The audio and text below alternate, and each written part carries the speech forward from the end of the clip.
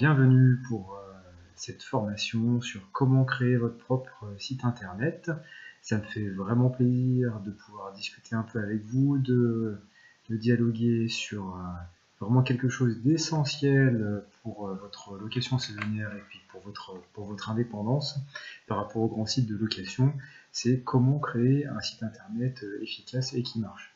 Donc la formation, elle va se décliner en différentes parties. Tout d'abord, une partie réflexion, comme dans toute gestion de projet. Il faut d'abord se poser un petit peu pour voir exactement où vous voulez aller, quels sont vos objectifs, quels sont les meilleurs moyens d'y parvenir.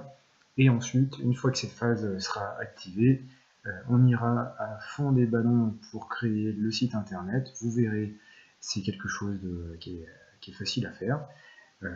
Ça se fait en assez peu de temps, d'autant plus que je vais vous montrer exactement quels outils utiliser et comment les paramétrer. Donc tout d'abord, jetons un petit coup d'œil sur l'objectif final. Donc je vous montre le petit site internet que j'ai réalisé. C'est un site volontairement incomplet, justement pour qu'on puisse ajouter ensemble pas mal d'éléments supplémentaires, mais c'est pour vous montrer un petit peu ce à quoi on peut arriver. Après, c'est de poser comme il faut en se posant les bonnes questions et en utilisant les bons outils. Donc l'exemple que j'ai pris, c'est la création de gîtes sur une ville moyenne, Montélimar, parce que j'aime bien les nougats. Donc on est parti sur la création de 2 gîtes dans cette ville de Montélimar, et donc qui dit de gîte dit forcément site internet. Donc regardez ce que ça peut donner. Donc on appelait le site internet Appart Hôtel Montélimar. Je tape ça dans Google, donc il n'y a pas de filtre particulier. Je tape ça dans Google, qu'est-ce qu'on a? Vous remarquerez qu'il y a en premier dans le résultat de Google 2 annonces sponsorisées. Donc quand c'est marqué annonce comme ça, ça veut dire tout bêtement que les gens ont payé pour avoir leurs annonces qui apparaissent en premier. Donc la première annonce qui apparaît, c'est Booking.com. Donc Booking.com, il dépense 500 000 $ par jour en publicité. La deuxième annonce, c'est citizenbooking.com. Donc là, clairement, vous ne pouvez pas lutter contre eux, ça serait vous épuiser. Par contre, vous pouvez vous placer facilement un petit peu après. Donc la première ligne qui n'est pas payante, c'est Appart Hôtel Montélimar, Appart City.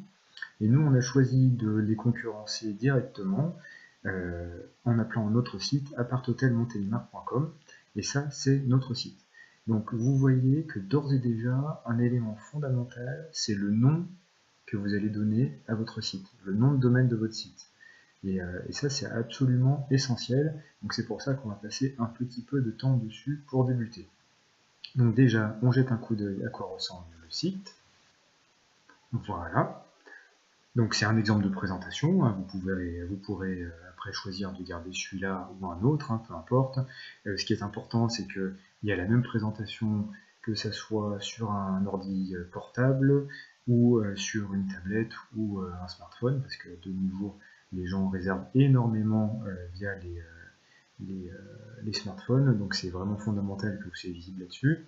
Donc vous voyez, on a c'est un petit peu animé d'ailleurs, on a un nom qui est clairement identifiable, un petit slogan, bienvenue chez vous, vivez ces journées comme un vrai Montilien, des photos qui attirent tout de suite le regard avec une petite légende sympathique, voilà, photo qu'on peut faire évoluer, et après il y a des onglets qui correspondent, donc les 2 gîtes dont je vous parlais, tarifs et disponibilité, des commentaires et récompenses.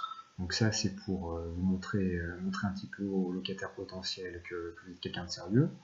Une boutique, parce que vous pouvez vendre des éléments complémentaires, des informations sur les alentours, et une petite présentation de qui nous sommes. Donc ça, c'est le menu global. Mais en fait, l'idée, c'est d'attirer tout de suite le regard et de donner envie aux gens de cheminer dans le site pour les amener à réserver. Donc après, un petit peu en dessous, il y a la présentation des 2 appartements et du module de visite. Et après, on passe à un premier appartement, par exemple, et on a toujours un module pour réserver juste à côté. Donc imaginons que les gens sont intéressés par le premier appartement, là, celui qu'on a appelé les Princes. Donc ils ont un descriptif complet des bonnes raisons qui font qu'ils vont réserver cet appart. Donc ils avancent, ils lisent, ils avancent, ils trouvent ça intéressant. Sur le côté et en dessous, il y a toujours un appel à l'action, donc pour inciter les gens à réserver, donc disponibilité et réservation. S'ils sont toujours pas prêts, ils peuvent encore aller voir d'autres photos. Donc là, c'est un petit module qui permet de présenter les photos de manière assez agréable.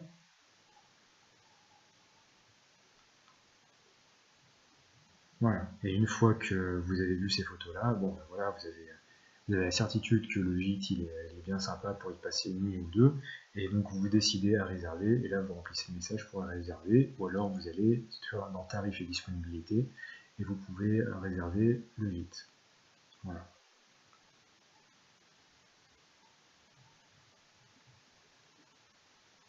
Il y a toute une partie pour faciliter la vie des gens au quotidien avec des infos, donc par exemple les 5 musées à visiter absolument, des infos sur du patrimoine, voilà, une carte interactive des plus beaux champs de lavande, voilà, tout un tas de choses qui peut faciliter la vie des locataires et leur donner envie de réserver.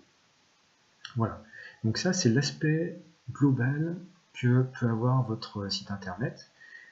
C'est un aspect, donc je pense que vous en conviendrez, qui est professionnel, qui est nettement au-dessus de la moyenne de tout ce qu'on peut voir dans le monde de la location saisonnière. J'insisterai tout au long de la formation sur les éléments qui font vraiment la différence. C'est-à-dire que vous pouvez très bien avoir un site qui soit super beau, ça c'est important, mais c'est pas du tout suffisant. Vous devez aussi avoir un module qui vous permet de réserver directement.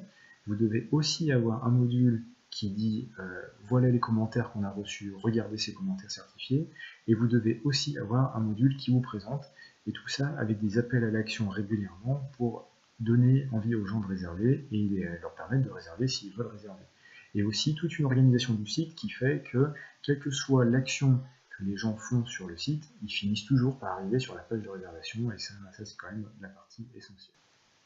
Donc voilà, ça c'est l'aspect global que vous pouvez obtenir. N'oubliez surtout pas que c'est un site qui n'est pas complet pour l'instant parce qu'on va le compléter ensemble au fur et à mesure. Et retenez aussi ce que je vous ai montré au début, c'est-à-dire que simplement en tapant une recherche, un mot-clé dans Google, le site est remonté dans les 3 premiers résultats, donc c'est ce qu'ils appellent le triangle d'or de Google, et c'est vraiment fondamental pour que vous soyez vu. Donc il faut que vous ayez un nom de site et un contenu de site qui soit pertinent par rapport à ça. Donc voilà pour la petite introduction, je vous retrouve dans la prochaine vidéo pour vous montrer un peu comment choisir ce nom de site internet et vous ouvrir des perspectives pour savoir comment vous allez pouvoir classer facilement et efficacement votre site dans les premiers résultats de Google pour que le plus de gens possible puissent le voir. A tout de suite.